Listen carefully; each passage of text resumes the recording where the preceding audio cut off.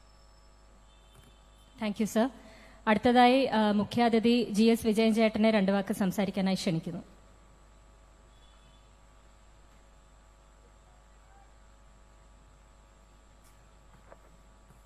നമസ്കാരം.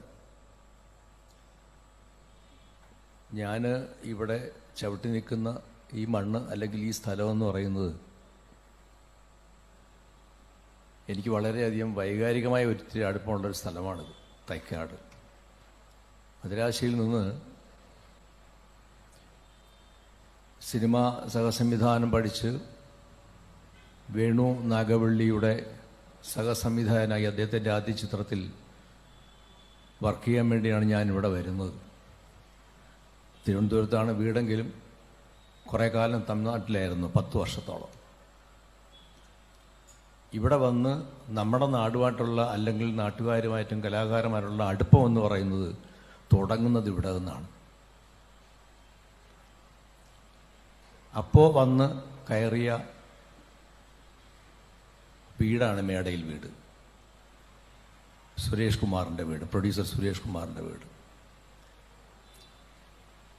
സത്യത്തിൽ ആ വീടുമായിട്ട് എനിക്കെന്നല്ല, പ്രിയദർശനായാലും സുരേഷ് കുമാറായാലും സനൽകുമാർ ആയാലും ഒത്തിരി ആൾക്കാർക്ക് വളരെയധികം ബന്ധമുണ്ട്. ഞാൻ പേരെടുത്ത് പറയാത്ത ഒത്തിരി കലാകാരന്മാരുണ്ട് അവിടെ വന്നു പോകുന്ന ആൾക്കാർ. ഇപ്പോഴും അതുവഴി ഇങ്ങനെ പോകുമ്പോൾ ആ ബെഞ്ചിൽ രാജേഷേട്ടൻ ഇരിക്കുന്നുള്ള തോന്നും. ആ വീട്ടിൽ നിന്നും സരോജമെന്ന ചേച്ചി ഉണ്ടാക്കുന്ന കറിയുടെ മണം നമുക്കടിക്കാൻ കിട്ടും. അത് എല്ലാവർക്കും കിട്ടണമെന്നില്ല, അവിടുന്ന് കഴിച്ചിട്ടുള്ളവർക്ക് അത് മനസ്സിലാവും. ഒത്തിരി നമ്മളെ താലോലിച്ച സ്നേഹിച്ച ഒരു വീടാണ്. മറക്കാൻ പറ്റില്ല, രാധാകൃഷ്ണനാണ് എൻ്റെ ആദ്യ സിനിമ ചരിത്രത്തിന് സംഗീതം നിർവഹിച്ചത്. ശ്രീകുട്ടനാണ് അതിൽ പാടിയത്. അങ്ങനെ ഒരുപാട് ബന്ധങ്ങൾ അവിടെ തുടങ്ങി. എൻ്റെ ആദ്യ ചിത്രം തുടങ്ങി അങ്ങോട്ട് പിന്നെ ഒത്തിരി ബന്ധങ്ങളുണ്ടായിരുന്നു അവിടുമായിട്ട്. അങ്ങോട്ടും ഇങ്ങോട്ടും പോകുമ്പം കയറുക, അവിടെ ഒന്ന് സംസാരിക്കുക, അമ്മയോട് സംസാരിക്കുക, ചേട്ടനോട് സംസാരിക്കുക, ചേട്ടൻ്റെ കുറേ വർത്തമാനം കേൾക്കുക. ആ വീട്ടിലിരിക്കുമ്പോൾ ആ ബെഞ്ചിൽ ഒരു വളരെ നീളത്തിൽ വീതിയിലുള്ളൊരു ബെഞ്ചുണ്ട്, അവിടെയാണ് ഞങ്ങളൊക്കെ വന്നായി ഇരിക്കുന്നത്. തൊട്ടപ്പുറത്ത് ചേട്ടൻ്റെ അമ്മയുണ്ടാവും. കുറേയൊക്കെ സംസാരിച്ചങ്ങനെ ഇരിക്കുന്നു. അവിടെ ഇരുന്നുകൊണ്ട് നമുക്ക് കാണാം, ഇന്ന് ഭാരത് ഭവൻ ഇരിക്കുന്ന ഈ വീട്ടിൽ ഈ സ്ഥലത്ത് വേറൊരു വലിയ വീടായിരുന്നു. അവിടെ ഒരു വലിയ കാർ പാർക്കുണ്ടായിരുന്നു. അപ്പം ചേട്ടൻ പറയും, അവിടെ ദാസ് അവിടെ താമസിച്ചിട്ടുണ്ട് എന്ന് പറഞ്ഞാൽ ദാസേട്ടൻ. അപ്പോൾ ഒരു വലിയ അടുപ്പമായിരുന്നു. ദാസേട്ടൻ എവിടെ പറയുന്ന കേട്ടിട്ടുണ്ട്, എന്നെക്കാൾ എത്രയോ വലിയ കലാകാരനാണ് രാധാകൃഷ്ണൻ. രാധാകൃഷ്ണൻ്റെ അറിവിൻ്റെ പകുതി പോലും എനിക്കില്ല എന്ന് ആ വലിയ മനുഷ്യൻ, വലിയ കലാകാരൻ പറയും. സത്യത്തിൽ അത്രയും കഴിവുള്ള ഒരു കലാകാരനായിരുന്നു രാധാകൃഷ്ണേട്ടൻ. അത് വേണ്ട വിധം പ്രയോജനപ്പെടുത്തിയോ എന്ന് ചോദിച്ചാൽ അറിയില്ല. എങ്കിലും അദ്ദേഹം ഉണ്ടാക്കി വെച്ച ലളിതഗാനങ്ങളായാലും സിനിമാ ഗാനങ്ങളായാലും മലയാളിക്ക് ഒരിക്കലും മറക്കാൻ പറ്റില്ല. ഇപ്പോൾ അധ്യക്ഷൻ പറഞ്ഞതുപോലെ ഈ സന്ധ്യയ്ക്ക് ഇവിടെ തെളിയിച്ച ഈ വിളക്കിൻ്റെ വെളിച്ചം പോലെ അദ്ദേഹത്തിൻ്റെ പാട്ടുകൾ, ഓർമ്മകൾ എന്നും നമ്മുടെ ഉള്ളിലുണ്ടാകണം. ഇന്ന് ചേട്ടൻ ജീവിച്ചിരുന്നെങ്കിൽ 85ാം ജന്മദിനം ആഘോഷിക്കുമായിരുന്നു. 85 വയസ്സ്, അതത്ര വലിയ പ്രായമൊന്നുമല്ല 85 വയസ്സെന്നുള്ളത്. ഇപ്പം നമ്മുടെ പ്രത്യേകിച്ച് മലയാളികളുടെ ആയുസ് എന്ന് പറഞ്ഞത് ദൈവം ഇങ്ങനെ വളരെ നീട്ടി കൊടുത്തിരിക്കുകയാണ്. അപ്പം ചേട്ടനൊക്കെ ഇരുന്നിരുന്നെങ്കിൽ ഇപ്പോഴും ചേട്ടൻ സംഗീതം നിർവഹിക്കുമായിരുന്നു, പാട്ടുപാടുമായിരുന്നു, യാത്ര ചെയ്യുമായിരുന്നു. ആ വെള്ളയും ഇട്ട് വരുന്ന ആ രൂപം എന്ന് പറയുന്നത്, ചിരിച്ചുകൊണ്ട് വരുന്ന രൂപം എന്ന് പറഞ്ഞത് എന്നും മനസ്സിലുണ്ടാകും. അതുപോലെ തന്നെ ചേച്ചിയുടെ ആ ചിരിച്ചുകൊണ്ടുള്ള ഒരു വറവും സെറ്റും മുണ്ടും എടുത്ത് വരുന്ന പപ്പ ചേച്ചി. ഒത്തിരി ആത്മബന്ധമുള്ള ഒരു വീടാണ് മേടയിൽ വീട്. ഒത്തിരി ആത്മബന്ധമുള്ള ഒരു സ്ഥലമാണ് ഈ തൈക്കാട് എന്ന് മാത്രം പറയുന്നു. എൻ്റെ എല്ലാവിധ ആശംസകളും ഇന്നിവിടെ വന്ന് ഇത്രയും ആൾക്കാർ വന്നു ചേട്ടൻ്റെ ജന്മദിനത്തിന്. ചേട്ടൻ്റെ കുറേ നല്ല പാട്ടുകൾ കേട്ട് പോകാൻ വേണ്ടി വന്നതാണ്. എല്ലാവർക്കും ആശംസകൾ. നന്ദി.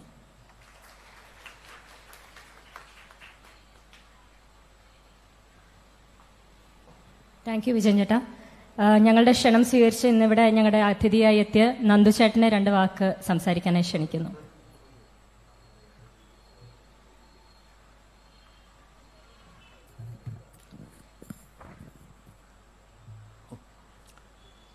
എല്ലാവർക്കും എൻ്റെ വിനീതമായ നമസ്കാരം.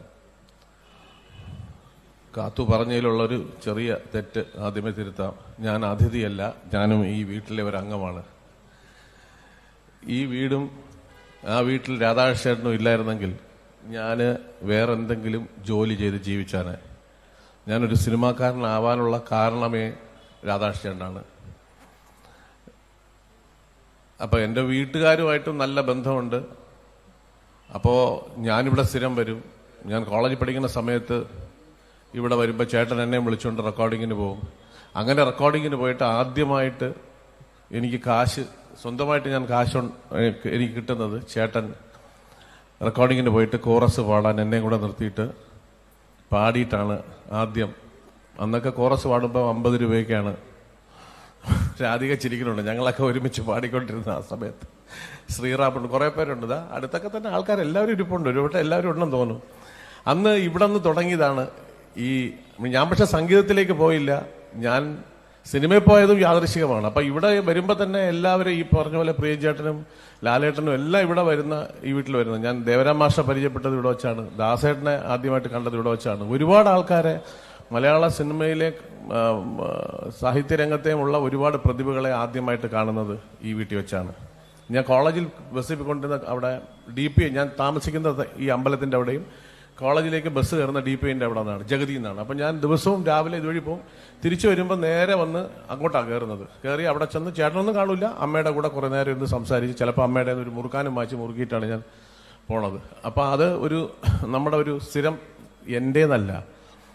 അതിലേക്ക് ഞാൻ വരാം. അപ്പം രാധാകൃഷ്ണൻ ചേട്ടൻ്റെ അടുത്ത് ഈ തക്കാട് തന്നെയുള്ള നമ്മുടെ വേറൊരു ചേട്ടൻ, കൊച്ചുരാൻ ചേട്ടൻ എന്നാണ് വിളിക്കുന്നത്. ചേട്ടനാണ് രാധാകൃഷ്ണൻ ചേട്ടൻ എന്ന് പറഞ്ഞത്. ചേട്ടാ ഇവന് സിനിമയിൽ ഒരു വേഷം കൊടുത്തുവിടേ. അപ്പം ചേട്ടൻ ചോദിച്ചു, നിനക്ക് സിനിമയിൽ അഭിനയിക്കണം ആഗ്രഹമുണ്ടോ? അപ്പം ഞാൻ പറഞ്ഞു അഭിനയിക്കാം. അങ്ങനെയാണ് പ്രിയൻ ചേട്ടൻ്റെ അടുത്ത് പറഞ്ഞിട്ട് എനിക്ക് ചെപ്പെന്ന് പറഞ്ഞ സിനിമയിൽ ഒരു വേഷം കിട്ടുകയും, പക്ഷെ അത് വീട്ടിൽ നിന്ന് വിട്ടില്ല, പോകത്തില്ല. പിന്നെ അത് കഴിഞ്ഞിട്ടാണ് സർവകലാശാല വേണുചേട്ടൻ അവിടെ താമസിക്കും. അപ്പോൾ വേണു നാഗവള്ളി അദ്ദേഹത്തിന്റെ സിനിമയിൽ വേണു ഇവനൊരു വേഷം കൊടു എന്ന് പറഞ്ഞിട്ട് വേണുചേട്ടൻ സിനിമയിൽ വേഷം. അങ്ങനെ ഞാൻ സർവകലാശാല എന്ന് പറഞ്ഞ സിനിമയിൽ അഭിനയിക്കുകയും അത് കഴിഞ്ഞ് 2-3 കൊല്ലം കഴിഞ്ഞിട്ട് പിന്നെ ഞാൻ ആ സിനിമ ഫീൽഡ് തന്നെയാണ് എൻ്റെ ഒരു ഫീൽഡെന്ന് തിരിച്ചറിഞ്ഞ് ഞാൻ പിന്നെ കൂടുതൽ സിനിമയിൽ അങ്ങ് മുഴുകി ഇതുവരെ എത്തി എന്നുള്ളതാണ് സത്യം. അല്ലെങ്കിൽ ഞാൻ ശരിക്കും പറഞ്ഞാൽ വേറെ എന്തെങ്കിലും ജോലിയോ എന്തെങ്കിലും വേറെ വഴിക്ക് പോയാനെ. അപ്പം രാധാകൃഷ്ണൻ ചേട്ടൻ കാരണമാണ് ശരിക്കും പറഞ്ഞാൽ ഞാൻ ഇവിടെ വന്ന് നിൽക്കുന്നത്. അപ്പം അതിൻ്റെ നന്ദി ഞാൻ എപ്പോഴും ഞാനൊരു 10,000 സ്ഥലങ്ങളിൽ പറഞ്ഞിട്ടുണ്ട്. അത് എത്ര പറഞ്ഞാലും തീരില്ല. അത് അത്രയ്ക്കും ഒരു ബന്ധമാണ് ചേട്ടനോടുള്ളത്. അപ്പം ഇവിടെ വന്ന് ഈ ഇരിക്കുന്ന സമയത്ത് ഞാൻ പറഞ്ഞല്ലോ, ഞാൻ മാത്രമല്ല എന്ന് വിജയൻ ചേട്ടനും പറഞ്ഞു, ഈ വീട്ടിൽ വന്നു പോകാത്ത ആൾക്കാരില്ല. ഒരു ദിവസം കോളേജിൽ നിന്ന് ഇവിടെ വന്ന് ഞാൻ അമ്മയെ കണ്ടു, അവിടെ കയറിയിരുന്നു, അമ്മയുടെ അടുത്തിരുന്നപ്പം ഞാൻ ചോദിച്ചു ചേട്ടൻ ഇല്ലെന്ന് ചോദിച്ചു. അപ്പോൾ പറഞ്ഞു ചേട്ടനും ഇല്ല, ചേച്ചിയും ഇല്ല, മക്കൾ സ്കൂളിൽ പോയി, ആരും ഇവിടെ ഒരു മനുഷ്യനില്ല, ഞാൻ മാത്രം ഉണ്ടെന്ന് പറഞ്ഞു. ഇപ്പം നീയും ഉണ്ടെന്ന് പറഞ്ഞു. അപ്പം ഞാൻ അങ്ങനെ ഇരുന്നപ്പം ഒരു സ്കൂട്ടറിൽ ഒരാൾ പെട്ടെന്ന് അവിടെ വന്ന് ഇറങ്ങി സ്റ്റാൻഡിട്ട് അമ്മയൊക്കെ അമ്മേ എന്നിങ്ങനെ കൈ കാണിച്ചു. അപ്പം അമ്മ നേരെ അകത്തോട്ട് കയറിപ്പോയി. അപ്പം ഞാൻ ചോദിച്ചു അത് ആരമ്മ, ഇവിടെ ആരും ഇല്ലല്ലോ, അതാര്? അപ്പം സരോജോ ഇല്ല, ആരും ഇല്ല അവിടെ. അപ്പം അമ്മ പറഞ്ഞു എനിക്കറിഞ്ഞൂടെ. അപ്പം ഞാൻ പറഞ്ഞു അകത്ത് കയറിപ്പോയത് ആരൊക്കെയോ വരണ്ടു പോണ ആർക്കറിയാം. ഇയാൾ കുറച്ച് കഴിഞ്ഞപ്പോഴത്തേക്കും ഏമ്പൊക്കെ വിട്ട് തിരിച്ചിറങ്ങിപ്പോയി.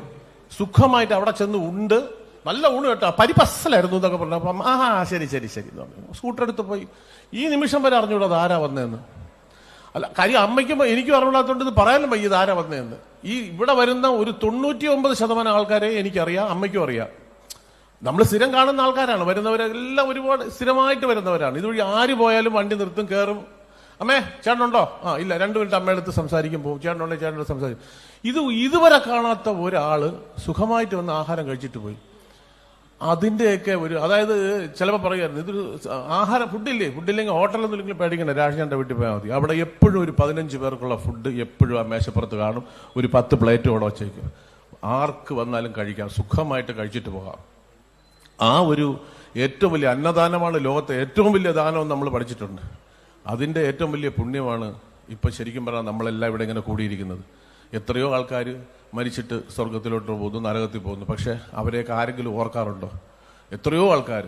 പക്ഷേ രാധാകൃഷ്ണനെയും പത്മ ചേച്ചിയെ പറയുമ്പം ശരിക്കും പറഞ്ഞാൽ എനിക്ക് കൂടുതൽ ദുഃഖം പത്മ ചേച്ചിയുടെ വിയോഗം എന്നെ കൂടുതൽ. കാര്യം ഞാൻ എപ്പോഴും രാഷ്ട്രീയണ്ടെന്ന് പറയും, ചേട്ടാ ഗുരുവിനെക്കാട്ടിലും ഗുരു പത്നിയോടാണ് സ്നേഹം കാണിക്കേണ്ടത്.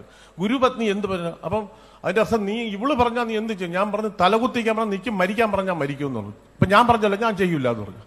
അതെന്താ അങ്ങനെ? ഞാൻ പറഞ്ഞു ഗുരു പത്നിയോട് വേണം ബഹുമാനം കാണിക്കാൻ, എന്നാലേ ദൈവത്തിന്റെ അനുഗ്രഹം ഉണ്ടാവുള്ളൂ. പണ്ടാരോ പഠിപ്പിച്ചത് തന്നെ. അപ്പം ഞാൻ പറഞ്ഞു, ചേച്ചി ഞാൻ എന്നെങ്കിലും ഒരു വലിയ നടനായ ചേച്ചിക്ക് ഞാൻ ഒരു ടയോട്ട കാർ ഇവിടെ കൊണ്ട് നിർത്തും, എന്നിട്ട് താക്കോലും. അപ്പൊ ചേട്ടൻ ഇങ്ങനെ എന്നെ നോക്കിക്കൊണ്ടിരിക്കുക. എന്ത് കാറ്? ഞാൻ പറഞ്ഞു ടയോട്ട കാർ ഇവിടെ കൊണ്ട് ചേച്ചിക്ക് കൊടുക്കും. അപ്പൊ എനിക്കോ? ഞാൻ ചേട്ടനൊന്നുമില്ല, ചേച്ചി സമ്മതിച്ചാൽ ആ കാറിൽ കയറി കറങ്ങാൻ വേണമെങ്കിൽ, അത്രയേ ഉള്ളൂ, അല്ലാതെ ഞാൻ സമ്മതിക്കൂല. ഓഹോ അങ്ങനെയാണ്. ഞാൻ പറഞ്ഞു അങ്ങനെയാണ്. ഇത് ഞാൻ പല പ്രാവശ്യം ചേച്ചി കാറ് അപ്പൊ പ്രാർത്ഥിക്കുമ്പോൾ എന്നെങ്കിലും കൂടെ പ്രാർത്ഥിച്ചോളണം. അപ്പൊ അന്ന് ഈ പറഞ്ഞ പോലെ ഒരു ഗതിയില്ലാതെ നടക്കുക. ശരിക്കും സ്പിരിറ്റ് കഴിഞ്ഞപ്പോഴാണ് ഞാൻ രക്ഷപ്പെട്ടത്. ഇവിടെ വരെ എത്തിയത് ആ ഒരു സിനിമ കാരണമാണ്. അപ്പം അന്ന് അങ്ങനെയൊന്നും അല്ല. അന്ന് ഒരു പടം കിട്ടിയാൽ എത്ര കിട്ടും? ചില്ലറ തുച്ഛമായ എമൗണ്ട് കിട്ടും. നമുക്ക് തന്നെ ജീവിക്കാൻ ഗതിയില്ലാത്തൊരവസ്ഥയിൽ ഇങ്ങനെ നടക്കും. അപ്പം അതൊക്കെ സാധിച്ചില്ല. എനിക്ക് ഭയങ്കര വിഷമമായിരുന്നു. അത് എപ്പോഴും ഞാൻ ആലോചിക്കും. എപ്പോഴും എന്ന് പറഞ്ഞാൽ എപ്പോഴും ആലോചിക്കും. ഇവിടെ വരുമ്പോഴൊക്കെ ആലോചിക്കും, ചേച്ചിക്ക് ഒരു കാർ എനിക്ക് വാങ്ങിച്ചു കൊടുക്കാവത്തില്ലല്ലോ.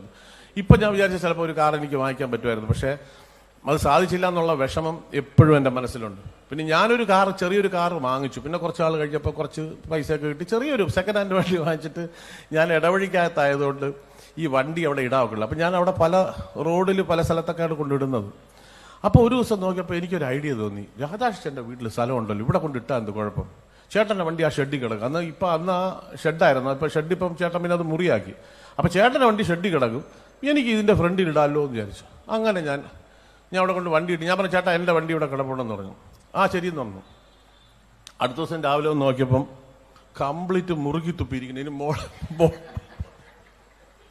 കാര്യം ചേട്ടൻ ഈ വണ്ടിയുള്ള കാര്യം ഓർമ്മയില്ല. ചേട്ടൻ വെളിയിലോട്ട് അങ്ങോട്ട് തുപ്പും. പക്ഷെ ഇത് പ്രതീക്ഷിക്കാതെ ഒരു വണ്ടി വന്നുള്ളൂ. ചേട്ടൻ രാത്രി എവിടെ ഓർക്കാൻ? ചേട്ടസുമായിട്ട് ചെല്ലുറക്കുന്നു, മുറുക്കി തുപ്പും. നോക്കിയപ്പോൾ വണ്ടി മൊത്തം മുറുക്കും. ഞാൻ പറഞ്ഞു, ഇനി ഞാൻ ഇവിടെ കൊണ്ട് അയ്യോടാ ഞാൻ അറിയാതെ പറ്റി, നീ ഒരു കാര്യം സർവീസ് ചെയ്യും, പൈസ അറിയാം. ഞാൻ പറഞ്ഞു ഒന്നും വേണ്ട, ഞാൻ ചെയ്തോളാം എന്ന് പറഞ്ഞു. ഇയോടാ അബദ്ധം പറ്റി, ഞാൻ അറിഞ്ഞില്ലടാ ഈ വണ്ടി കിടക്കണ കാര്യം. ഞാൻ പറഞ്ഞു സാരമില്ല കേട്ടത്. അങ്ങനെയാണ് ശരിക്കും പറഞ്ഞാൽ ഇവിടെ നിന്ന് ഈ വണ്ടി ഇടാൻ സ്ഥലമില്ലാതെയാണ് ഞാൻ പിന്നെ ഇവിടെ നിന്ന് അങ്ങോട്ടേക്ക് ജഗതിയിലേക്ക് ഒരു വാടകയ്ക്ക് പോയി. പിന്നെ വീട് ഫ്ലാറ്റ് വാങ്ങിച്ച് അങ്ങനെയൊക്കെ മാറിയത് പിന്നീടാണ്. അപ്പൊ ചേട്ടൻ ശരിക്കും പറഞ്ഞാൽ എൻ്റെ ജീവിതം ചേട്ടൻ കാരണമാണ് ഇങ്ങനെ വന്നെത്താൻ സാധിച്ചത്. ചേട്ടനും ആ വീടും ആ കുടുംബവും അതുപോലെ തന്നെ കാത്തുമായിട്ടും രാജനായിട്ടുമുള്ള ബന്ധം. അദ്ദേഹം പിന്നെ സിനിമയിൽ പിന്നെ മറ്റൊരു വലിയ വിഷമം അത് ചേട്ടൻ്റെ തന്നെ ഏറ്റവും വലിയ വിഷമമായിരുന്നു. ചേട്ടന് ഒരു അവാർഡ്, ഒരു സ്റ്റേറ്റ് അവാർഡോ നാഷണൽ അവാർഡോ കിട്ടിയില്ലെന്നല്ല, ചേട്ടന് കൊടുത്തില്ല എന്ന് തന്നെയാണ് പറയാൻ എനിക്കിഷ്ടം. കിട്ടിയില്ലെന്നൊന്നുമല്ല, ചേട്ടന് കിട്ടണമെങ്കിൽ എത്രയോ എല്ലാ പടത്തിനും കിട്ടണം. പക്ഷെ കൊടുത്തില്ല എന്ന് തന്നെ. അത് ആര് കൊടുത്തില്ലെങ്കിലും കൊടുത്തില്ല എന്നുള്ളത് കൊടുത്തില്ല എന്ന് തന്നെ പറയണം. അത്രയ്ക്ക് വിഷമമാണത്. പക്ഷെ അതിന് പകരം അദ്ദേഹവും ചേച്ചിയും സ്വർഗത്തിലിരുന്ന് സന്തോഷിക്കുന്നുണ്ടായിരിക്കും. അവരുടെ മകൻ എത്ര അവാർഡുണ്ടെന്ന് അയാൾക്ക് തന്നെ അറിയില്ല. സ്റ്റേറ്റ് അവാർഡ് എത്ര പ്രാവശ്യം കിട്ടിയെന്ന് അറിയില്ല. നാഷണൽ അവാർഡ് കിട്ടിയ എത്രയെന്ന് അറിയില്ല. അദ്ദേഹം ആ ഒരു വിഷമം അകറ്റി എന്നുള്ളതാണ് ഏറ്റവും വലിയൊരു സന്തോഷം. അപ്പോൾ ഞാൻ പറഞ്ഞുകൊണ്ടിരുന്ന എനിക്ക് ഒരുപാട് പറയാനുണ്ട് ചേട്ടനെ പറ്റി. ചേച്ചി പുസ്തകം എഴുതിക്കൊണ്ടിരുന്ന ആ പുസ്തകം തീർത്തില്ലല്ലോ അല്ലേ? ചേച്ചിക്ക് തീർക്കാവത്തില്ല. അതും ഒരു ഭയങ്കര വിഷമം. ചേച്ചി എപ്പോഴും കാണും, നന്ദു എന്തെങ്കിലും പറ ചേട്ടനെ പറ്റിയുള്ള കഥ. എനിക്കറിയാവുന്ന കുറേ കാര്യങ്ങൾ പറഞ്ഞു, അതെല്ലാം ചേച്ചി ആ ബുക്കിനകത്ത് എഴുതി. ആ ചേച്ചിക്ക് ആ ബുക്കും തീർക്കാവത്തില്ല. അതും ഒരു വലിയ വിഷമം. പക്ഷെ അതൊക്കെ നിൽക്കുമ്പോഴും നമ്മുടെ മനസ്സിൽ, നമ്മുടെ ഹൃദയത്തിന്റെ ഒരു ഭാഗത്ത് ആ രണ്ടുപേരും എപ്പോഴും ഉണ്ടെന്നുള്ളത്. എന്നിട്ട് എൻ്റെ അടുത്തോണ്ട് നീ പാട്ട് പഠിക്കുമെന്ന് പറഞ്ഞിട്ട് എന്നെ ടീച്ചറിൻ്റെ അടുത്ത് ഉണ്ടാക്കി. 3 മാസമേ ഞാൻ അവിടെ പോയുള്ളൂ. കാര്യം ഈ പറഞ്ഞ കണക്ക് എല്ലാ സ്ഥലത്തും ചെല്ലും, തലവയ്ക്കും, അപ്പോൾ തന്നെ സ്ഥലം വിടുവിടുന്നു. അങ്ങനത്തെ ഒരു തലതിരിഞ്ഞ സ്വഭാവമായിപ്പോയി. അല്ലെങ്കിൽ ഞാൻ അന്ന് പാട്ട് പഠിച്ച് കുറച്ചുകൂടെ നന്നായിയൊക്കെ വന്നാനെ ആർക്കറിയാം. നമുക്ക് ദൈവം വിധിച്ചത് ഇതാണ്. അപ്പം അങ്ങനെ ഇവിടെ വരെ വന്നെത്തി. ഞാൻ കൂടുതലൊന്നും പറയുന്നില്ല. ചേട്ടൻ്റെ ഓർമ്മയ്ക്ക് മുമ്പിൽ 2 വരി പാടുന്നു, അത്ര തന്നെ.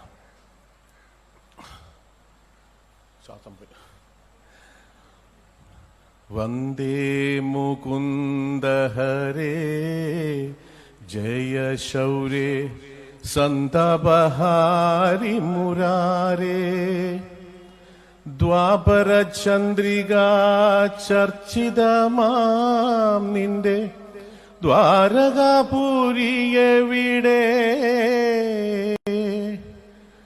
പീലിത്തിളക്കവും കോലക്കുഴൽ പാട്ടും അമ്പാടി പൈക്കളും എവിടെ ക്രൂരനിഷാദ ശരം കൊണ്ടു നീറുമി നെഞ്ചിലെന്നാത്മ പ്രണാമം പ്രേമസ്വരൂപനാം മാനസഗുരുവിന്റെ കാൽക്കലൻ കണ്ണീർ പ്രണാമം.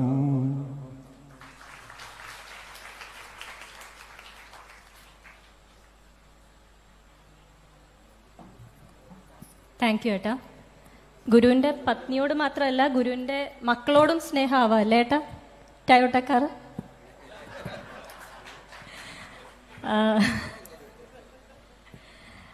അടുത്തതായി എം ജി രാഷൻ ഫൗണ്ടേഷൻ സെക്രട്ടറി ഞങ്ങളുടെ നല്ലമ്മ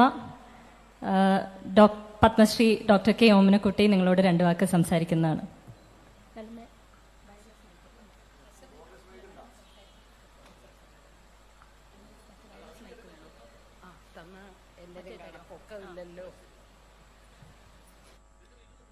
എല്ലാവർക്കും നമസ്കാരം. ചേട്ടനെ പറ്റി എന്താണ് പറയേണ്ടതെന്ന് എനിക്കറിയില്ല. പറയുകയാണെങ്കിൽ ദിവസങ്ങളോളം പറയേണ്ട കാര്യങ്ങളുണ്ട്. ബാല്യത്തിൽ ഭയങ്കര കുസൃതിയായിരുന്നു. രാധപ്പൻ എന്നാണ് ചേട്ടനെ നാട്ടുകാർ വിളിച്ചുകൊണ്ടിരുന്നത്. എന്നെ പേടിപ്പിക്കുക, ഉപദ്രവിക്കുക എന്നുള്ളായിരുന്നു അദ്ദേഹത്തിൻ്റെ ഏറ്റവും വലിയ കർത്തവ്യമായിട്ട് അദ്ദേഹം വിചാരിച്ചിരുന്നത്. പിന്നെ ചെറുപ്പമായതോടുകൂടി അത് സ്നേഹമായിട്ട് പരിണമിച്ചു. ഇത്രയും ബന്ധുക്കളെയും അതുപോലെ തന്നെ കൂട്ടുകാരെയും സുഹൃത്ത് ബന്ധവും ഉണ്ടാക്കിയ ഒരു വ്യക്തി ഉണ്ടോ എന്നെനിക്ക് സംശയമാണ്. ഇവിടെ നന്ദു ഭംഗിയായിട്ട് പറഞ്ഞു ചേട്ടൻ്റെ അന്നദാനത്തിൻ്റെ കഥ. അത് കേട്ടപ്പോഴാണ് ഞാനൊരു ചെറിയ ഇൻസിഡൻറ്റ് ഓർമ്മിച്ചത്. അതായത് മേനക സുരേഷ് രണ്ടുപേരും സുരേഷിൻ്റെ യൂണിറ്റ് ഇവിടെ പ്രവർത്തിക്കുന്ന കാലം ട്രിവാൻഡ്രത്ത്. അപ്പോൾ ഒരു ദിവസം അവർക്ക് ആഹാരം ലഭിക്കുവാൻ ബുദ്ധിമുട്ടുണ്ടായി. അപ്പം സുരേഷ് പറഞ്ഞു, എന്തിനാ നിങ്ങൾ വിഷമിക്കുന്നത്, നമുക്ക് മേടയിൽ റെസ്റ്റോറൻറ്റിലേക്ക് പോവാം. അപ്പോൾ ഇതൊരു റെസ്റ്റോറൻറ്റ് തന്നെ ആയിരുന്നു. ഒരു വലിയ മേശയുണ്ട്. ആ മേശ നിറച്ച് ആഹാരം വെച്ചില്ലെങ്കിൽ ചേട്ടൻ തലയിലിട്ട് അടിക്കുമായിരുന്നു. അതായത് ആരെയൊക്കെയാണ് വിളിച്ചു വരുത്തുന്നതെന്ന് നമുക്ക് അറിഞ്ഞുകൂടാ. അങ്ങനെ ഒരു അന്നദാനം, വളരെ അന്നദാന പ്രഭു എന്ന് തന്നെ എൻ്റെ ചേട്ടനെ പറ്റി പറയാം. പിന്നെ ചേട്ടൻ്റെ ഒരു കാര്യം ഞാൻ പറഞ്ഞല്ലോ, ബന്ധുക്കൾ ഇവിടെ മേടയിൽ വീട്ടിൽ, ഈ വീട് ഞങ്ങൾ എടുക്കുന്ന കാലത്ത് എൻ്റെ കുഞ്ഞമ്മമാരുടെ മക്കളെല്ലാം ഇവിടെയായിരുന്നു പഠിച്ചതും. ആകപ്പാടെ ഒരു 10-20 പേര് ഈ വീട്ടിലുണ്ടാവും. ആ അവസരത്തിൽ ഞാൻ പത്മജയെ നന്ദിപൂർവ്വം ഓർത്തുകൊള്ളുകയാണ്. വാസ്തവത്തിൽ ഇങ്ങനെ വലിയൊരു കൂട്ടുകുടുംബത്തിലേക്ക് കയറി വന്ന വ്യക്തിയാണ് പത്മജ രാധാകൃഷ്ണൻ. പക്ഷേ ഒരു അതൃപ്തിയും കാണിച്ചിട്ടില്ല. അവരുടെ എല്ലാം കൂട്ടാളിയായിട്ട് നടന്നു എന്നുള്ളത് പത്മജയെക്കുറിച്ച് അഭിനന്ദിക്കേണ്ട ഒരു കാര്യം തന്നെയാണ്. അത് ഞാനിപ്പോൾ ഓർത്തുകൊള്ളുകയാണ്, പത്മജയുടെ ആ സ്വഭാവം. അതുപോലെ ചേട്ടനോട് ഒരു പ്രണയ മനോഭാവമായിരുന്നു മരിക്കുന്നിടം വരെയും. ഇത്രയും ചേട്ടനെ ശുശ്രൂഷിച്ച ഒരു വ്യക്തി പത്മജയെ പോലെ കാണുമോ എന്നെനിക്ക് സംശയമാണ്. തീർച്ചയായിട്ടും ഈ ബന്ധുക്കളോടെല്ലാം സഹകരണ മനോഭാവത്തോട് പ്രവർത്തിച്ച് ചേട്ടൻ്റെ അവസാന കാലത്തൊക്കെ എല്ലാവർക്കും അറിയാവുന്നതാണ്, വളരെ തീരെ വയ്യാത്ത ഒരു ഘട്ടമായിരുന്നു. അന്നൊക്കെ പത്മജയ്ക്ക് ഹോസ്പിറ്റലിൽ തന്നെയായിരുന്നു പത്മജ താമസിച്ചിരുന്നതെന്ന് പറയാം. അങ്ങനെ ഒരു സിസ്റ്ററിൽ ഉണ്ടായതിലും അങ്ങനെ ഒരു ഭാര്യ ചേട്ടനെ ലഭിച്ചതിലും ചേട്ടൻ്റെ അങ്ങേയറ്റത്തെ ഭാഗ്യമായിട്ട് ഞാൻ കരുതുകയാണ്. തീർച്ചയായിട്ടും അത് ഭാഗ്യം തന്നെയായിരുന്നു. പിന്നെ ചേട്ടനെ പറ്റി പറയുകയാണെങ്കിൽ 4 സംഗീത ശൈലികൾ, അതായത് ക്ലാസിക്കൽ, ലളിതഗാനം, പിന്നെ സിനിമാ പാട്ടുകൾ, നാടോടി ഗാനങ്ങൾ, ഇത് 4ലും പാട്ടുകൾ ചെയ്ത ഒരു വ്യക്തിയാണ് ചേട്ടൻ. അതിന് യാതൊരു സംശയവുമില്ല. ഈ 4 അതിൻ്റെ ഓരോ സംഗീത ശാഖയ്ക്കും അതിൻ്റെതായിട്ടുള്ള അതിർവരമ്പുകളുണ്ട്. ഇപ്പം ലൈറ്റ് മ്യൂസിക് പാടുമ്പോൾ അതിൽ ക്ലാസിക്കൽ കടന്നു വന്നുകൂടാ. ഫോക്ക് പാടുമ്പോൾ അതിൽ ക്ലാസിക്കൽ വന്നുകൂടാ. ഈ ക്ലാസിക്കൽ നന്നായിട്ട് പഠിച്ചിരുന്ന ഒരു വ്യക്തിയാണ് ചേട്ടൻ. ദിവസം 3 കച്ചേരി വരെ ചില അവസരത്തിൽ ഉണ്ടായിരുന്നതായിട്ട് എനിക്കറിയാം. അപ്പോൾ അത് ഒരു സിനിമയിലേക്ക് കിടന്നതോടുകൂടി ചേട്ടൻ കച്ചേരികളൊക്കെ നിർത്തി. പിന്നെ ചേട്ടൻ്റെ ഏറ്റവും വലിയ കോൺട്രിബ്യൂഷനായിട്ട് ഞാൻ കരുതുന്ന ലളിത സംഗീത മേഖലയായിരുന്നു. അവിടെ ഓൾ ഇന്ത്യ റേഡിയോയിൽ ഒരു ടേണിംഗ് പോയിന്റ് തന്നെ, ലൈറ്റ് മ്യൂസിക്കിൻ്റെ ഒരു ടേണിംഗ് പോയിന്റ് തന്നെ സൃഷ്ടിച്ച വ്യക്തിയാണ് അദ്ദേഹം. ചേട്ടൻ്റെ പാട്ടുകൾ ഇന്നും യൂത്ത് ഫെസ്റ്റിവലിനൊക്കെ കുട്ടികൾ പാടി വരാറുണ്ട്.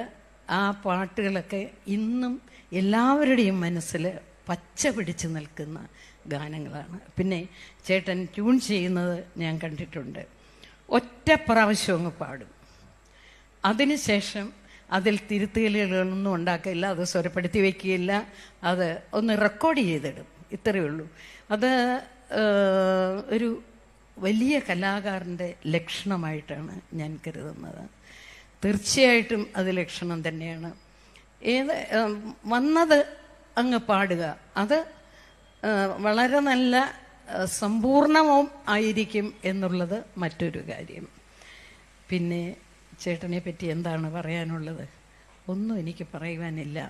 ഈ അതിർവരമ്പുകൾ സൂക്ഷിച്ചൊരു വ്യക്തി, ഓരോ സംഗീത മേഖലയുടെ, അത് എല്ലാവർക്കും പറ്റുന്ന ഒരു കാര്യമല്ല. ഈ 4 മേഖലയും തൊട്ട് തലോടിപ്പോകാനും ആർക്കും സാധിക്കില്ല. അങ്ങനെ ചേട്ടന് വേണ്ട ഇത് ഇവിടെ പറയുകയുണ്ടായി, ഇത് വേണ്ട അവാർഡും ബഹുമതികളും ഒന്നും കിട്ടിയിട്ടില്ല. പക്ഷെ അതിലൊന്നും ഒരു വിഷമവും ഇല്ലായിരുന്നു. അതെനിക്ക് വിധിച്ചതല്ല എന്നാണ് ചേട്ടൻ പറയുന്നത്. അപ്പം ഇങ്ങനെയൊരു ചേട്ടനെ കിട്ടിയതിലും, അതുപോലെ 2 മക്കൾ, അവർക്ക് നല്ല സംഗീതജ്ഞാനം തികഞ്ഞ മക്കൾ തന്നെയാണ്. അവരതിലേക്ക് പോയില്ല എന്ന് മാത്രം. ചേട്ടന് ഒരു നിർബന്ധമുണ്ടായിരുന്നു, മക്കളെ അടിച്ചേൽപ്പിക്കരുത് സംഗീതം, അവർക്ക് വേണമെങ്കിൽ പഠിക്കട്ടെ എന്നുള്ളൊരു രീതിയായിരുന്നു ചേട്ടൻ്റെ. അതുപോലെ എടുത്തു പറയേണ്ട മറ്റൊരു കാര്യം കൂടെ, അത് കഴിഞ്ഞ് ഞാൻ നിർത്തിക്കൊള്ളാം. അതായത് ഇത്രയും ഹ്യൂമറിസം ഉള്ള ഒരു വ്യക്തി ലോകത്തില്ല എന്ന് തന്നെ ഞാൻ പറയും. ചേട്ടൻ്റെ ഈ കച്ചേരി കഥകൾ ഒന്ന് എഴുതണമെന്ന് എനിക്കുണ്ട്, ഒരു പുസ്തകമായിട്ട് അത് വെളിയിൽ വരുത്തണമെന്നുണ്ട്. അതിലൊക്കെ നമ്മൾ ചിരിച്ച് മണ്ണ് ഒപ്പിപ്പോവും. അതുപോലെയുള്ള കാര്യങ്ങളാണ് പറയുന്നത്. അത് സരസ്വതി കടാക്ഷം നല്ലവണ്ണം നാക്കിൽ ഉണ്ടായിരുന്ന ഒരു വ്യക്തിയാണ്. എൻ്റെ ചേട്ടൻ്റെ ആത്മാവിനും പത്മിജയുടെ ആത്മാവിനും വേണ്ടി ഞാൻ പ്രാർത്ഥിക്കുന്നു. നന്ദി, നമസ്കാരം.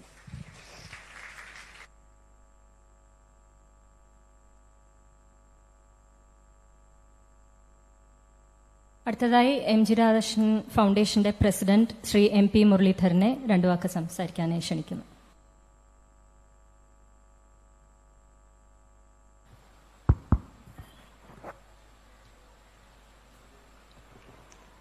രീതിയിലുള്ള ആദരണീയനായ പ്രമോദ് പയ്യനും ശ്രീ GS വിജയൻ, എൻ്റെ പ്രിയങ്കരനായ നന്ദു, പ്രിയപ്പെട്ട ഓമൻ ചേച്ചി, സദസ്സിൽ എത്തിയിട്ടുള്ള പ്രഗത്ഭരായിട്ടുള്ള ഗായകരെ, ഗായികമാരെ, മറ്റ് സുഹൃത്തുക്കളെ, എല്ലാവർക്കും എൻ്റെ വിനീതമായ നമസ്കാരം. ഈ ജൂലൈ 29 എന്ന് പറയുന്നത് MG രാധാകൃഷ്ണൻ്റെ ജന്മദിനമാണെന്ന് എല്ലാവർക്കും അറിയാം. MG രാധാകൃഷ്ണൻ എന്ന് പറയുന്നത് സ്ഥാനം കൊണ്ട് എൻ്റെ അനുജനാണെങ്കിലും പ്രായം കൊണ്ട് എൻ്റെ ജ്യേഷ്ഠനാണ്.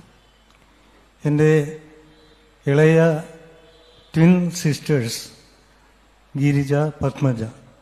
അതിൽ പത്മജയുടെ ഭർത്താവായിരുന്നു MG രാധാകൃഷ്ണൻ. ഞാൻ അദ്ദേഹത്തെ വിളിക്കുന്നത് രാധാകൃഷ്ണൻ ചേട്ടൻ എന്നാണ്. ഇവിടെ എല്ലാവരും പറയുകയുണ്ടായി, മേടയിലെ വീട്ടിലെ ആ ഒരു സുഹൃത് ബന്ധം എങ്ങനെ ആളുകളെ ഒത്തൊരുമിച്ച് കൊണ്ടുപോകാറുണ്ട്, എന്തെല്ലാം തരത്തിലുള്ള കൂട്ടായ്മകളാണ് അവിടെ നടത്താറുള്ളത്. അന്നദാനം, മഹാദാനം, ഇതെല്ലാം ചെയ്യുന്ന ഒരു കർമ്മ പരിപാടി അദ്ദേഹത്തിനുണ്ടായിരുന്നു. അതുകൂടാതെ ഒരു മനുഷ്യനെ പറ്റിയും അദ്ദേഹം കുറ്റം പറഞ്ഞതായിട്ട് ഞാൻ ഇതുവരെ കേട്ടിട്ടില്ല. എല്ലാവരുടെയും നന്മകൾ മുന്നോട്ടെടുത്ത് അവരെ കൊണ്ട് എന്ത് ചെയ്യാൻ സാധിക്കും എന്നതിനെപ്പറ്റി റിസർച്ച് ചെയ്യുന്ന പോലെയായിരുന്നു അദ്ദേഹത്തിൻ്റെ സ്വഭാവം. അതുകൊണ്ട് ഒരുപാട് കാര്യങ്ങൾ അദ്ദേഹത്തിന് ചെയ്യാൻ സാധിച്ചു. പിന്നെ ഒരു കാര്യം പറയാനുള്ളത്, ഈ 1960കളിലൊക്കെ ഈ സ്കൂളുകളിൽ യുവജനോത്സവത്തിലും മറ്റ് കലോത്സവങ്ങളിലും സിനിമാ ഗാനങ്ങൾ പാടാൻ കുട്ടികളെ സമ്മതിച്ചിരുന്നില്ല. അപ്പം അതിന് പകരം പിന്നെ ലളിത ഗാനങ്ങളായിരുന്നു പാടേണ്ടിയിരുന്നത്. അന്ന് ആകെ കേരളത്തിൽ ഉടനീളം സഞ്ചരിച്ചാൽ 2-3 ലളിത ഗാനങ്ങളാണ് എല്ലാ സ്കൂളുകളിൽ ചെന്നാലും കേൾക്കുക. ആ ഒരു ഇത് മാറ്റിയെടുത്തത് രാധാകൃഷ്ണൻ ചേട്ടനാണ്. ആകാശവാണിയിൽ ലളിത ഗാനങ്ങൾ എന്ന് പറയുന്ന ഒരു പരിപാടി അദ്ദേഹം ഗാനം പഠിപ്പിക്കുക മാത്രമല്ല അത് പാടിച്ച് അതിനെ അങ്ങേയറ്റം പ്രഗത്ഭരായ ഗായകന്മാരെ കൊണ്ടും പാടിച്ച് എത്രയോ പ്രശസ്തി നേടിയെടുക്കാൻ അദ്ദേഹത്തിന് സാധിച്ചിട്ടുണ്ട്. അത് കഴിഞ്ഞ് സിനിമാ ഗാനങ്ങൾ എനിക്ക് ഓർമ്മയുണ്ട്. തമ്പ് എന്ന സിനിമയിലായിരുന്നു അദ്ദേഹം ആദ്യമായിട്ട് സിനിമാ ഗാനം ചെയ്തത്. ജി അരവിന്ദൻ്റെ തമ്പ്. അത് കഴിഞ്ഞ് തകരയിലാണെങ്കിൽ ഒരുപാട് നാടോടി ഗാനങ്ങൾ ചേർത്തിണക്കിയ ഗാനങ്ങളായിരുന്നു തകരയിലുണ്ടായിരുന്നത്. അത് കഴിഞ്ഞ് അദ്ദേഹം മുന്നോട്ട് പോയപ്പോൾ ഒരുപാട് ഗാനങ്ങൾ ഇപ്പോൾ അദ്ദേഹത്തിൻ്റെ ഗാനങ്ങളുടെ ലിസ്റ്റ് എടുക്കുകയാണെങ്കിൽ നമുക്ക് ഓരോ ഗാനവും നമ്മുടെ ഹൃദയത്തെ സ്പർശിച്ച് നമ്മളെ കെട്ടിപ്പിടിക്കുന്ന പോലെ തോന്നുന്ന ഗാനങ്ങളാണ്, അല്ലെന്ന് പറയാൻ സാധിക്കില്ല. അപ്പോൾ ആ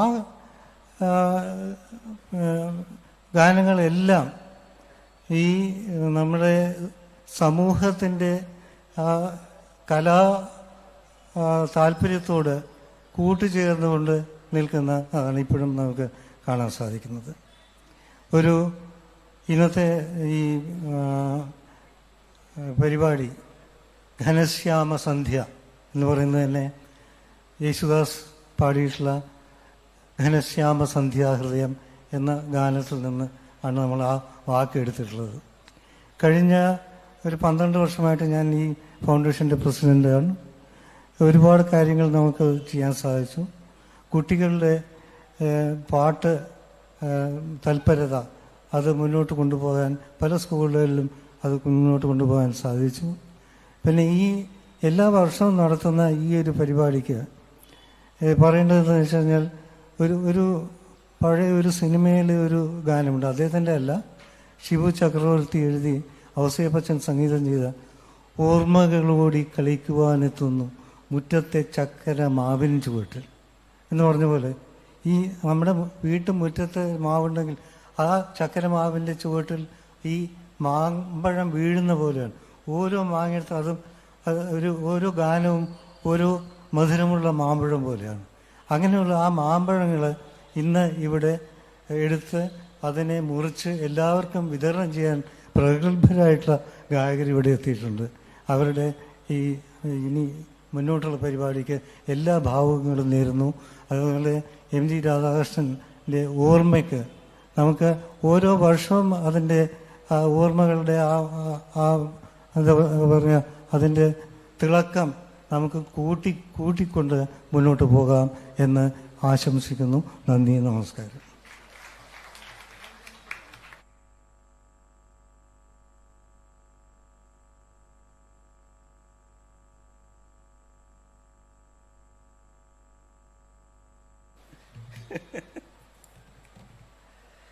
വോട്ട് ഓഫ് താങ്ക്സ് ആണ് എൻ്റെ ഉത്തരവാദിത്വം ഇവിടെ. പക്ഷേ എനിക്ക് കാത്തെഴുതി തന്ന പേപ്പർ ഞാൻ ആദ്യം കൊണ്ട് കളഞ്ഞു.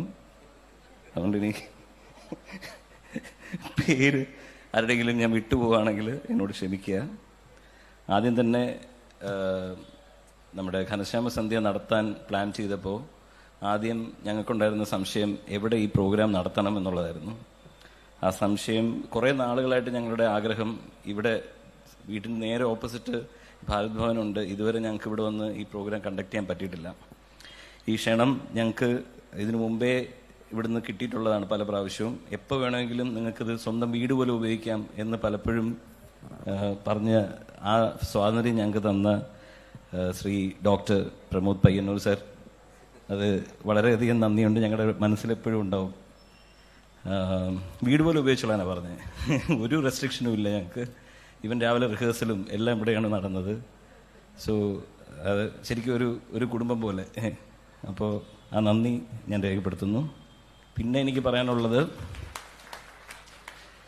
വിജയൻ ചേട്ടൻ ആൻഡ് നന്ദു ചേട്ടൻ, ഞങ്ങൾ ആദ്യം ചെയ്തത് ഇവർ ചീഫ് ഗസ്റ്റ് ആയതുകൊണ്ട് തന്നെ വണ്ടി അയക്കണമല്ലോ വിളിച്ചുകൊണ്ട് വരാനായിട്ട്. ആ ഒരു പ്രോട്ടോക്കോൾ ഫോളോ ചെയ്ത് ഞങ്ങൾ വിളിച്ച് പറഞ്ഞപ്പോൾ ഞങ്ങളെ തെറി പറഞ്ഞ വിജയൻ ചേട്ടനും നന്ദു ചേട്ടനും തെറി പറഞ്ഞതിനും നന്ദി.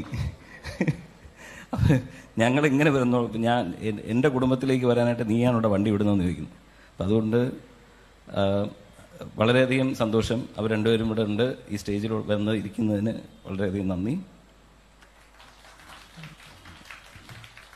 പിന്നെ നന്ദി പറയേണ്ടത് നല്ലമ്മ എടുത്തത് എങ്ങനെ നന്ദി പറയുമെന്ന് അറിയത്തില്ല. ഡെയിലി ഞങ്ങളുടെ നല്ലമ്മ, അതായത് ഇവിടെ ഞങ്ങൾ ജനിച്ചപ്പോൾ നല്ലമ്മ ഓൾറെഡി ഡിസൈഡ് ചെയ്തു എന്നെ നല്ലമ്മ എന്ന് വിളിച്ചാൽ മതി എന്ന്.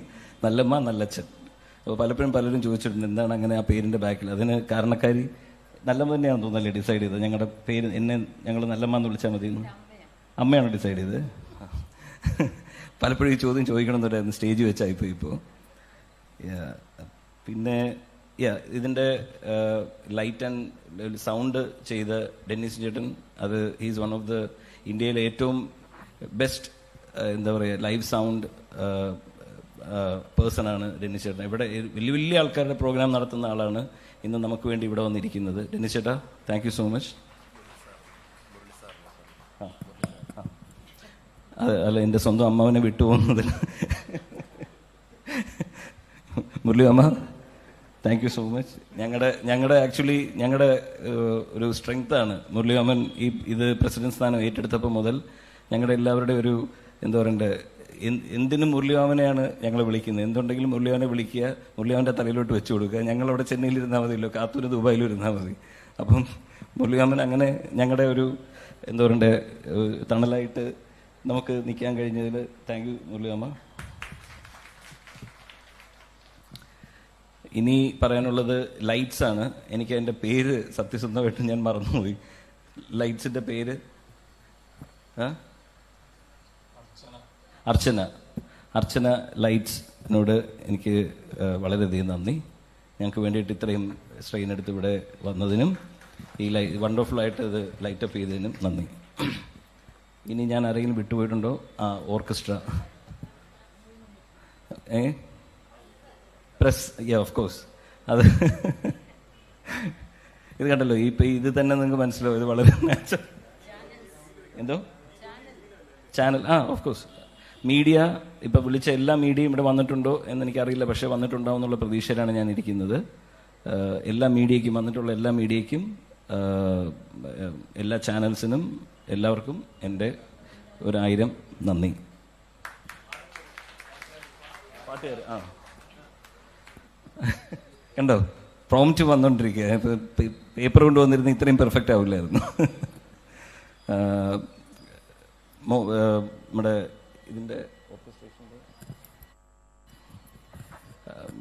ഇതിൻ്റെ ഓർക്കസ്ട്ര ഹാൻഡിൽ ചെയ്യുന്നത് മോഹൻചേട്ടനാണ്. മോഹൻചേട്ടന് എല്ലാ വർഷവും ഞങ്ങളുടെ കൂടെ നിന്ന്, നമ്മുടെ രണ്ടുപേരുടെയും കൂടെ നിന്ന് വളരെ എന്താ പറയുക, അച്ഛൻ്റെ പാട്ടുകൾ ഇത്രമാത്രം അറിയാവുന്ന വേറെ ആരും ഉണ്ടെന്ന് എനിക്ക് തോന്നുന്നില്ല. ആ ഓർക്കസ്ട്ര ഇപ്പോൾ അവർക്ക് ക്ലീനായിട്ട് കാണാതെ പഠിച്ചിട്ടുള്ളൊരു അവസ്ഥയാണ്. മോഹൻചേട്ടാ, എത്ര നന്ദി പറഞ്ഞാലും മതിയാവില്ല.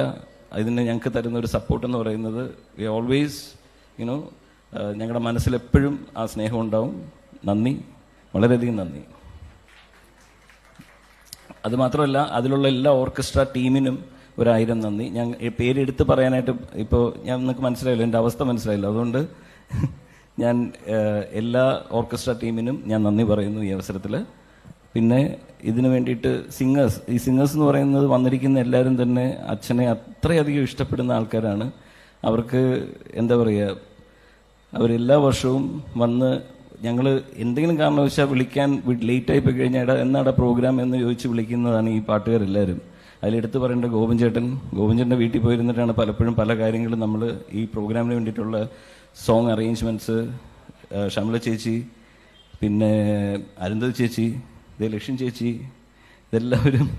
എല്ലാവരും സ്ട്രോങ് ആയിട്ട് നമ്മുടെ കൂടെ നിൽക്കും. പിന്നെ എൻ്റെ അനന്തരവനെ കുറിച്ച് എടുത്ത് പറയേണ്ട കാര്യമില്ല, ഹരിശങ്കർ. അവൻ എവിടൊക്കെ എന്തൊക്കെ പ്രശ്നം ഉണ്ടെങ്കിലും അവൻ അത്രയും ബിസി ആയിട്ടൊരു സിംഗറായിട്ട് മാറി. എന്നിട്ടും ഇന്നത്തെ ഒരു ദിവസത്തെ പ്രോഗ്രാമിന് അവനിവിടെ ഓടിയെത്തിയിട്ടുണ്ട്. ഞങ്ങൾക്കത് വളരെ വളരെ സന്തോഷം തരുന്ന കാര്യമാണ്. എൻ്റെ അനന്തരവനാണെങ്കിൽ അവന് പറയാമല്ലോ വേണമെങ്കിൽ ഞാൻ ബിസി ചേട്ടാ എന്ന് പറഞ്ഞാൽ പ്രശ്നമില്ല. പക്ഷേ അവൻ എല്ലാം മാറ്റി വെച്ചിട്ട് അവൻ ഇവിടെ എത്തിയിട്ടുണ്ട്. അതുപോലെ എല്ലാ സിംഗേഴ്സും ഇപ്പോൾ ഇന്ന് വന്നിട്ടുള്ള എല്ലാ സിംഗേഴ്സിനും എൻ്റെ ഹൃദയത്തിൽ നിന്നും, എൻ്റെയും എൻ്റെ അനിയത്തിയുടെ ഹൃദയത്തിൽ നിന്നും നന്ദി രേഖപ്പെടുത്തുന്നു. അപ്പോൾ ഞാൻ ആരെയും വിട്ടുപോയിട്ടില്ലെന്ന് പ്രതീക്ഷിക്കുന്നു. പേപ്പർ കളഞ്ഞതിന് ക്ഷമിക്കുക. Thank you so much. ഞാൻ ഓഡിയൻസ് ഓഫ് കോഴ്സ് ഇന്ന് ഇവിടെ കൂടിയിരിക്കുന്ന എല്ലാവർക്കും എൻ്റെ ഹൃദയം നിറഞ്ഞ നന്ദി. കാരണം നാളെ വർക്കിംഗ് ഡേ ആണെന്ന് എനിക്കറിയാം. പക്ഷേ ഒരു റിക്വസ്റ്റ് ഉണ്ട്, നിങ്ങളെല്ലാവരും ഈ പാട്ട് കഴിയുന്നവരെ ഇവിടെ ഇരുന്നിട്ട് പോകണം. കാരണം ഈ നിറഞ്ഞ സദസ്സിൽ പാടുമ്പോഴാണ് പാട്ടുകാർക്ക് ഒരു എനർജി വരിക. നിങ്ങൾ പതുക്കെ പോകുമ്പോഴത്തേക്ക് പാട്ടുകാരുടെ എനർജിയും കുറച്ചൊന്ന് സ്ലോ ഡൗൺ ആവും. അതില്ലാതാവാൻ വേണ്ടിയിട്ട് നിങ്ങളെല്ലാവരും ലാസ്റ്റ് വരെ ഉണ്ടാവണമെന്ന് ഞാൻ അഭ്യർത്ഥിക്കുകയാണ്. Thank you.